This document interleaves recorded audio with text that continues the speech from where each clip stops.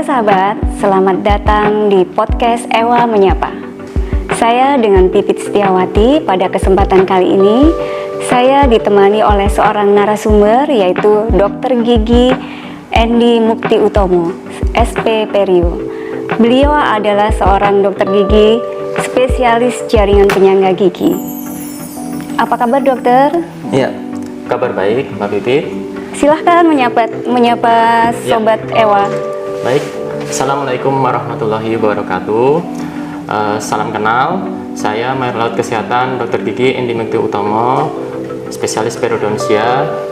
Saat ini saya berpraktek di Rumah Sakit Marinir Ewa Pangalila. Senang sekali pada kesempatan kali ini ya Mbak Pipit, kami dapat berbagi informasi dan pengalaman kepada sahabat-sahabat Ewa sekalian dimanapun Anda berada. Baik dokter, pada kesempatan kali ini itu dok, ada di Poligigi kita ada keluhan-keluhan pasien tentang kegoyangan gigi ya dokter. Iya. Nah itu kenapa dok? Apa penyebabnya dan Kegoyangan gigi ya. bagaimana proses terjadinya kegoyangan gigi tersebut? Iya. Jadi begini, memang banyak ditemukan ya pada kasus-kasus kegoyangan gigi di poli kami, poli periodontia atau poli jaringan penyangga gigi. Sahabat-sahabat Ewa sekalian, perlu kita ketahui terlebih dahulu apa sih penyebab dari kegoyangan gigi. Tentunya kegoyangan gigi timbul oleh karena adanya keradangan ataupun kerusakan pada jaringan penyangga itu sendiri. Baik. Keradangan atau kerusakan itu sendiri disebabkan oleh beberapa hal ya. Misalnya ada benturan atau trauma, kemudian adanya infeksi yang menyebabkan keradangan, kemudian keradangan itu sendiri bisa menyebabkan kerusakan pada jaringan penyangga gigi. Dan yang paling sering ditemukan ini Mbak Pipit adalah oleh karena timbunan dari plak atau kalkulus atau karang gigi ya. Meskipun tidak ada lubang ya dokter ya? Iya, tidak ada lubang dan bahkan mungkin tidak sampai menyebabkan sakit ya. Jadi itu hal yang mungkin tidak disadari oleh pasien-pasien. Betul, iya. Kemudian dokter, pasien itu tidak mengerti ya, Iya. giginya itu tiba-tiba menjadi goyang. Iya. Iya. Nah itu bagaimana Prosesnya ya. prosesnya? Ya. Saya ambil contoh oleh karena timbunan plak atau kalkulus atau karang gigi ya. Jadi terkadang pasien itu tidak care ya, kurang care dalam menjaga oral hygiene atau kebersihan rongga mulutnya, sehingga plak semakin menebal, semakin mengeras hingga sampai terbentuk karang gigi. Kemudian karang gigi tersebut juga semakin lama semakin menebal dan semakin melebar, bahkan tidak menutup kemungkinan masuk hingga ke bagian dalam saku gusi. Berarti semakin ini ya dokter ya, dalam ya di Ya, gusinya semakin ya. ke dalam dan menyebabkan saku gusi tersebut menjadi dalam sehingga terjadi kehilangan pelekatan. Biasa disebut pocket periodontal ya, atau jaringan sulcus gigi tersebut menjadi lebih dalam seakan-akan seperti kantong ya. Kalau sudah terjadi demikian, maka keradangan pun akan semakin hebat. Keradangan akan semakin hebat dan menyebabkan resorpsi pada tulang, sehingga tulang alveolar, tulang penyangga gigi tersebut berkurang tingginya dan mengakibatkan kegoyangan gigi. Kurang lebih seperti itu. Berarti sangat ini pasien harus lebih konsen lagi ya dok ya. Betul. Karena kalau gigi sudah goyang itu juga perawatannya mungkin agak lama, agak lebih susah ya betul, dokter. Gitu. Betul. Ya. Kemudian dokter, tanda awal dari permasalahan jaringan penyangga gigi itu apa ya dok? Mungkin pasien bisa mengira-ngira, oh ini gusinya memerah atau bagaimana, sehingga tidak berkelanjutan. Iya.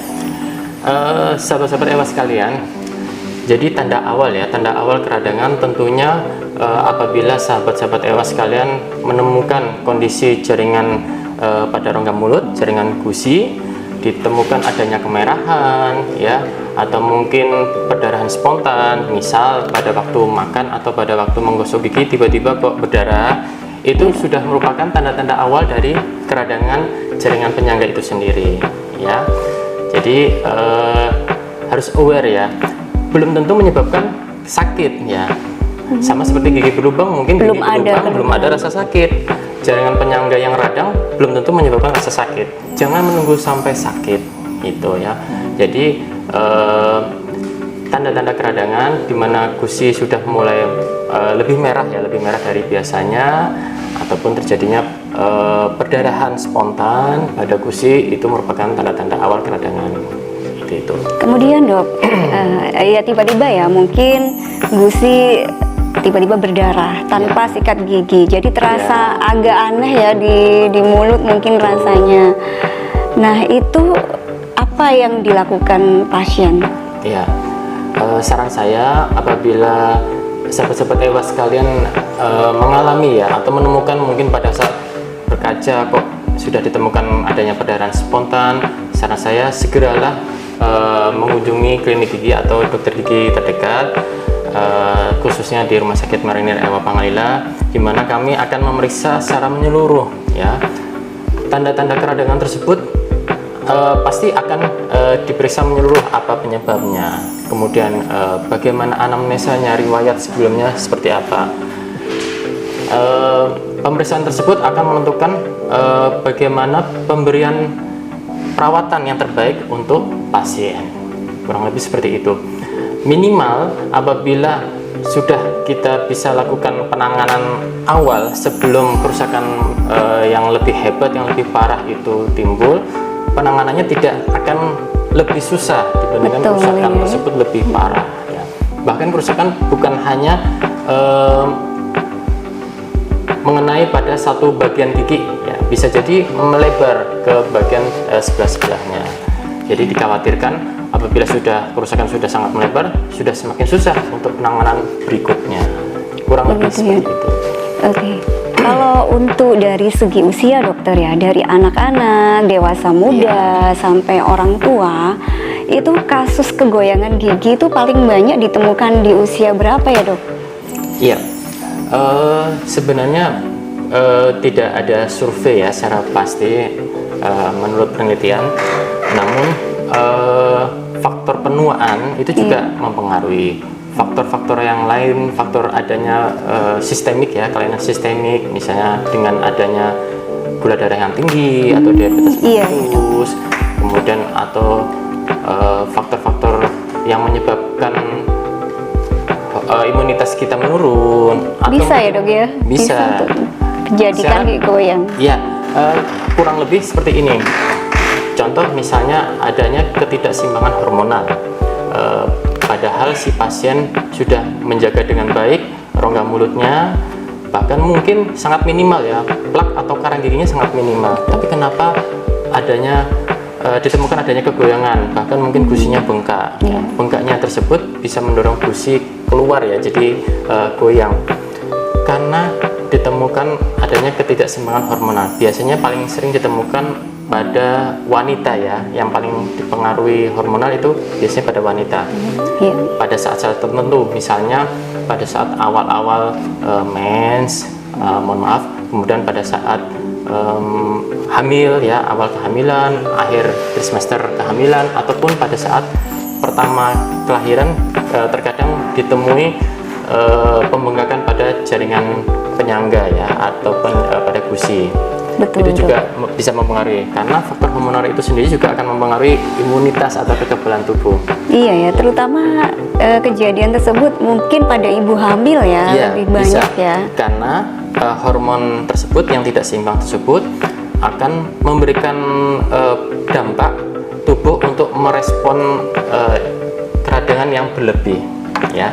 Jadi misalnya pada saat ada plak atau kalkulus yang minimal pada individu yang normal ya, yang tidak terpengaruh hormonal, mungkin tidak menyebabkan efek radang yang hebat ya, heboh atau menimbulkan kerusakan yang berlebih. Namun dengan faktor hormonal tersebut akan menyebabkan keradangan menjadi hebat. ya plak kalkulusnya sedikit tapi keradangannya luar biasa, bahkan bisa seperti itu ya dokter. Betul. Iya. Nah, hal yang demikian kami sebagai periodontis juga akan berkolaborasi dengan dokter-dokter spesialis yang terkait tentunya, Betul. untuk bisa memberikan pasien perawatan yang terbaik tentunya. Paripurna ya dok ya, jadi saling berkolaborasi ya dokter. Iya. Kemudian dok, kalau sudah ada kejadian seperti itu, misal dari ibu hamil, gangguan hormonal, mungkin juga pada orang-orang tua yang ada penyakit sistemik. Lah, kalau sudah terjadi kegoyangan gigi, bagaimana cara penanganannya dokter? Ya, baik. Tentunya pertama-tama kami akan meminimalisir plak atau kalkulus itu sendiri. Penanganan pertama tentunya dilakukan scaling dan root canning atau pembersihan karang gigi pada permukaan gigi tersebut, termasuk pada permukaan yang lebih dalam. Misalnya kalau sudah meluas sampai permukaan yang lebih dalam, tentunya akan dilakukan root planing ya, pembersihan. Kemudian apabila sudah ditemukan kegoyangan, kita akan melakukan imobilisasi atau fiksasi ya dengan cara splinting ya, splinting ke gigi yang mungkin dirasa sebelah-sebelahnya yang masih dirasa kuat untuk bisa menopang atau memegang gigi yang goyang tersebut. Oh, berarti gigi yang goyang itu disangga dengan gigi sebelah-sebelahnya mungkin yang masih sehat ya dok ya? Ya, jadi penjelasan splinting itu kurang lebihnya splinting adalah kita ikatkan atau kita sangga ke gigi lainnya yang masih kuat. Seperti itu. Dok. Kira-kira nyaman tidak dok? Atau bagaimana ini biasanya pengalaman pasien yang dilayani dengan tindakan splinting? Jadi splinting itu sendiri ada berbagai macam tipe ya, tentu ada yang kita gunakan wire atau kawat, kita ikat, kita pilin ke gigi sebelahnya, atau mungkin kombinasi antara wire dengan bahan tambal, atau bisa juga kita ganti wire dengan pita, kita kombinasi dengan bahan tambalan atau bahan tumpatan, atau mungkin pada kasus-kasus tertentu yang mungkin tidak memungkinkan untuk bisa dilakukan splinting dengan wire atau pita, kita gunakan protesa ya, gigi tiruan untuk menjadi pegangan gigi tersebut agar ya minimal kegoyangannya berkurang. Kegoyangan berkurang, syukur-syukur kegoyangannya sudah berhenti oleh karena fiksasi tersebut, memberi kesempatan jaringan penyangga di bawahnya untuk bisa kembali pulih atau kembali sehat. Sampai berapa ini tingkat keberhasilannya, sampai berapa persen dokter? Atau dilihat dari ini ya, kegoyangan gigi ya, tingkat parahnya ya? Ya, tingkat kegoyangan gigi juga bisa menandakan bagaimana parah jaringan penyangga di bawahnya tentunya ya. Gitu. Dan menentukan angka keberhasilan tersebut juga dipengaruhi oleh bagaimana jaringan penyangga yang ada ya, kondisi pada saat itu. Kita bisa menentukan probabilitas atau kemungkinan keberhasilannya. Contohnya seperti ini, secara logika kalau seandainya bagian akar gigi itu ya, bagian akar gigi seluruhnya adalah terpendam pada jaringan penyangga kurang lebihnya, jadi tinggi tulang dengan leher gigi ya, bagian kepala dengan bagian akar gigi tentunya dibatasi oleh leher gigi ya, cervical atau leher gigi. Tinggi tulang itu mungkin tidak jauh dari situ, kurang lebih sekitar rata-rata sekitar 2 mili atau 2 mili lebih. Iya. Kalau seandainya tulang tersebut kurang dari 50% ya, bisa kita prediksi angka probabilitasnya ya kurang dari 50% untuk bisa berhasil. Begitu semakin ya dokter? goyang tentunya ya, semakin goyang gigi bahkan udah hampir mau lepas. Kita juga bisa menegakkan diagnosa tentunya dengan melihat hasil foto ronsennya, foto perapikal, dengan melihat bagaimana ketinggian tulang tersebut. Berarti perlu pemeriksaan penunjangnya ya dokter? Untuk bisa menegakkan diagnosa. Begitu dong. Dan apakah di rumah sakit EWA ini juga melayani pelayanan untuk tindakan splinting dok? Iya, untuk di rumah sakit EWA ini sendiri kami melayani perawatan untuk gigi goyang tentunya ya. Selain pembersihan karang gigi, scaling, kami juga melayani splinting itu sendiri ya. Selain splinting wire, kami juga bisa dengan bentuk lain, pita dan sebagainya, atau dirasa misalnya splinting tersebut tidak bisa digunakan atau tidak diindikasikan ya, tergantung kasusnya, juga bisa berkolaborasi dengan spesialis gigi tiruan misalnya ya. Kita gunakan gigi tiruan untuk bisa menyangga atau meminimalisir kegoyangan dari gigi itu sendiri. Begitu ya dok. Selanjutnya, apabila kegoyangan itu bisa kita meminimalisir, kita tangani bagian jaringan penyangganya ya. Kita lakukan perawatan. Apabila perlu dilakukan perawatan lebih lanjut, misalnya dilakukan pembedahan, kita lakukan pembedahan seperti itu. Berarti agak kompleks juga ya dok. Kompleks, ya? ada tahapan-tahapannya Iya. tentunya. Sampai kira-kira berapa lama dok seorang pasien itu setelah dilakukan perawatan splinting, waktunya kapan dilepas atau tidak dilepas atau bagaimana? Ya, jadi splinting itu sendiri bukan hal yang permanen untuk dicekatkan ya, atau di splinting. Splinting itu sendiri akan dilepas. Tentunya biasanya memang bervariasi, sekitar 3-5 bulan itu kita lihat apakah masih ada kegoyangan atau tidak, kita lepas sementara. Karena memang beberapa kasus yang kami tangani di Rumah Sakit Ewa, ya alhamdulillah dengan penanganan yang tepat, yang paripurna seperti yang dijelaskan Mbak Pipit sebelumnya, beberapa kasus mengalami kegoyangannya berkurang. Ya alhamdulillah jaringan penyangganya sudah mulai sehat, sudah mulai sembuh, kemudian berkurang karena memang riwayatnya sangat hebat ya pergerakannya, atau bahkan ada yang sudah sembuh, sudah tidak goyang sama sekali. Bagus ya dok ya, berarti untuk ke depan itu pasien bisa memfungsikan giginya Bisa lagi ya. memfungsikan, bisa mempertahankan, tapi memang kita perlu lihat, kadang pasien datang dengan kondisi yang kita lihat ya, memang sebelumnya kita periksa jaringan penyangganya, kalau perlu di foto ronsen kita foto ronsen. Ada beberapa indikasi yang menandakan bahwa gigi tersebut masih bisa kita pertahankan ya, kita perjuangkan untuk dipertahankan ya. Tentunya yang setelah kita kalkulasi, kita lihat, kita periksa segala hal, angka probabilitasnya di atas 50% kita pertahankan, kita splinting, kemudian kita rawat.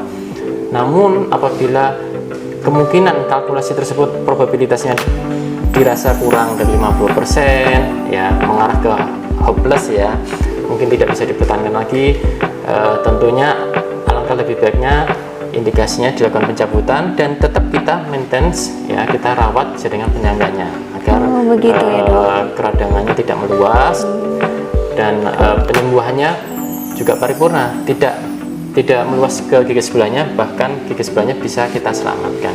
Tentunya kita ya, lihat terlebih dahulu. Kita lihat terlebih dahulu mana yang bisa dipertahankan, mana yang kita indikasikan untuk dilakukan pencabutan, dan kita lakukan step berikutnya untuk perawatan selanjutnya. Baik dok, jadi setelah misalkan ini, setelah melakukan perawatan splinting, Ya. setelah dilepas, Ya. apakah ada kemungkinan kembali giginya itu menjadi goyang? Karena mungkin orang kan, manusia kan juga mengunyah. Ya, betul. Nah itu selanjutnya bagaimana Kembali dokter? lagi ke permasalahan plak dan kalkulus itu sendiri, bagaimana menjaga agar tidak goyang ya. Ini sudah sembuh, sudah bagus, tapi bisa goyang kembali atau tidak? Tentunya bisa ya. Tentunya kembali lagi bagaimana cara untuk merawat gigi, merawat kebersihan dari rongga mulut itu sendiri. Saran dari saya tentunya seperti dokter gigi lainnya, merawat gigi itu cukup sederhana, cukup gosok gigi yang benar 2 kali sehari. Yang pertama tentu waktunya yang harus tepat. Yang pertama adalah setelah makan 30 menit ya. Menurut teori 30 menit setelah makan. 30 menit setelah makan, setelah sarapan pagi. Oh, sarapan pagi ya, dokter. Setelah sarapan pagi 30 menit. Biasanya kalau makan dengan fungsi mengunyah itu kondisi rongga mulut cenderung asam ya. Jadi setelah kita makan 30 menit, maka tubuh akan mengeluarkan zat-zat buffering ya, sehingga pH-nya kembali normal. Ya, kalau langsung kita lakukan gosok gigi biasanya langsung tersebar asamnya. Jadi disarankan 30 menit setelah makan menggosok gigi. Kemudian waktu yang kedua kapan? Adalah malam, sebelum sahabat-sahabat Ewa sekalian istirahat malam sebelum tidur.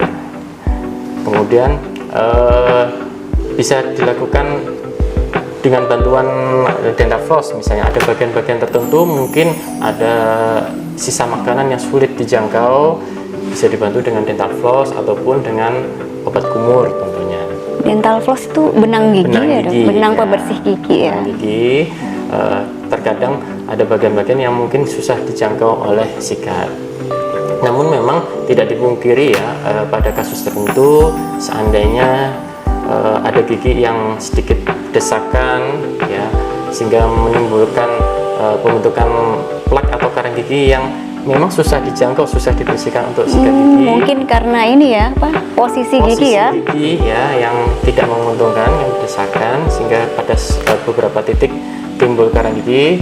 Ya, kami sarankan juga setiap 6 bulan sekali, walaupun tidak ada keluhan, kontrol ke dokter gigi, karena belum tentu sahabat-sahabat Ewa sekalian merasa bersih rongga mulutnya, ternyata pada titik tertentu oleh karena gigi yang berdesakan ternyata ditemukan karang gigi yang mungkin bahkan tidak bisa dilihat ya, tidak bisa kita lihat waktu berkaca. Nanti akan kami bantu tidak terjangkau pembersihan oleh sikat gigi, begitu ya dok. Jadi kita bantu dengan scaling ya, apabila sudah terbentuk karang gigi, paling tidak 6 bulan sekali kontrol ke dokter gigi, sekalipun tanpa adanya keluhan. Baik dok, berarti yang perlu digarisbawahi di sini, meskipun sikat gigi itu memang penting ya, tapi waktunya yang perlu diperhatikan ya dok. Waktunya perlu diperhatikan. Jadi kan ada yang sikat gigi itu sampai mungkin sehari 3 kali. Lebih, ya. Tapi waktunya waktu sebelum tidur malah tidak sikat gigi. Mungkin setelah mandi ya kebiasaan itu. Dan diusahakan semua bagian gigi dijangkau. Kadangkala kami menyampaikan ke pasien untuk menyarankan gosok gigi bisa sambil bercermin ya. Dengan bercermin itu kita bisa maksimal. Ada bagian-bagian gigi yang mungkin biasanya tidak kita jangkau, dengan bercermin mungkin kita lebih care ya, lebih perhatian untuk bisa dibersihkan bagian tersebut ya. Kemudian kadangkala ada yang salah seperti ini Mbak Bibit, pagi tapi biasanya mandi dulu atau sarapan dulu. Nah itu maksud saya, waktunya yang terbalik pada saat mandi. Iya betul ya. Ada kalanya mungkin makan dulu baru mandi, kemudian gosok gigi, itu sudah tepat. Tapi kalau sudah terbiasa mandi dulu baru makan, ya jangan lupa setelah makan gosok gigi lagi baru berangkat kerja atau berangkat sekolah. Kalau berkumur saja cukup apa tidak dok? Kurang ya, saya rasa kurang optimal ya. Karena seperti ini, menurut teori kurang lebih ya, dengan awal gigi bersih kemudian timbul plak itu ada yang menyatakan kurang lebih 4 jam ya sudah terbentuk plak gigi. Begitu sudah ya, dok, terbentuk ya? plak gigi. Kalau sudah terbentuk plak gigi, terkadang hanya dengan mekanis kita berkumur itu belum maksimal pembersihannya. Perlu pembersihan yang lebih kuat dengan cara menggosok gigi.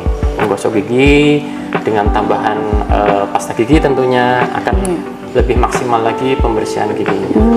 Kalau sudah plak tersebut sudah tidak bisa dijangkau atau mungkin terlewat ya pada waktu gosok gigi kemudian mengeras, biasanya ada bagian-bagian mineral tertentu ya, yang bagian anorganik itu yang menyebabkan plak gigi tersebut semakin padat, semakin keras, bahkan sudah tidak bisa lagi dibersihkan mekanis dengan gosok gigi. Perlu bantuan pembersihan gigi dengan alat ya, yang sudah tersedia di dokter gigi, dengan bantuan scaler, alat untuk scaling membersihkan karang gigi. Itu akan memecah karang gigi yang sudah menempel pada permukaan gigi itu sendiri. Oh begitu ya dokter ya. Jadi ya kalau karang gigi nggak bisa hanya sekedar sikat gigi aja ya, begitu. Tapi kan tiap orang itu berarti karang gigi ini akan selalu tumbuh ya dokter ya? Selama masih terbentuk plak masih bisa dibersihkan dengan gosok gigi sebenarnya. Ya, kecuali kalau bagian-bagian tersebut tidak bisa dijangkau dengan gosok gigi, atau mungkin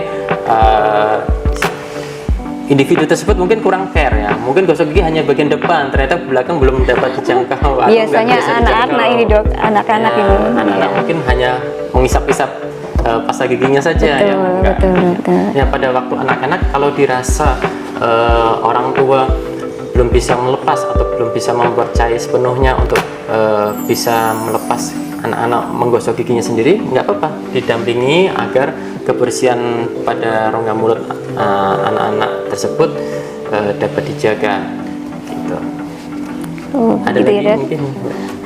Berarti ini ya tentang arti pentingnya menjaga kebersihan rongga mulut ya dok ya. Jangan salah loh, anak-anak itu juga bisa ditemukan karang gigi pada anak-anak ya. Nah itu mungkin kurangnya kebersihan ya. Yang disalahkan kalau memang anak-anak tersebut kurang optimal atau dia masih suka main-main, itu yang perlu disalahkan malah orang tuanya. Biasanya anaknya dok. Iya, Iya. malah orang tuanya menyalahkan Iya. anaknya. Sebenarnya kalau masih belum bisa dilepas, belum bisa kita dewasakan untuk bisa membersihkan sendiri, Iya. perlu perhatian khusus dari orang tuanya, seperti itu. Iya. Ya. Baik, cukup jelas sekali ya penjelasan dari dokter gigi Andy, spesialis periodontia. Ya. Tentunya yang perlu digarisbawahi bahwa pemeliharaan kesehatan gigi dan mulut itu dimulai dari awal, kemudian cara menyikat gigi dan waktunya juga harus yang tepat. Ya. Baik waktu dan cara menyikat giginya. Kemudian jangan lupa kontrol setiap 6 bulan sekali ya dokter. Sekali ke dokter gigi, sekalipun tidak ada keluhan. Sekalipun tidak ada keluhan. Baik dokter, terima kasih banyak Ya, pembahasan sama-sama. kali ini. Mudah-mudahan Semoga bermanfaat bagi sahabat-sahabat Ewa sahabat-sahabat Ewa. Dan kalau ada keluhan mengenai kebersihan gigi dan mulut, kegoyangan gigi, silahkan berkonsultasi dengan dokter gigi. Tentunya di dokter gigi di Rumah Sakit Marinir Ewa Pangalila. Baik sahabat, sampai jumpa pada episode berikutnya.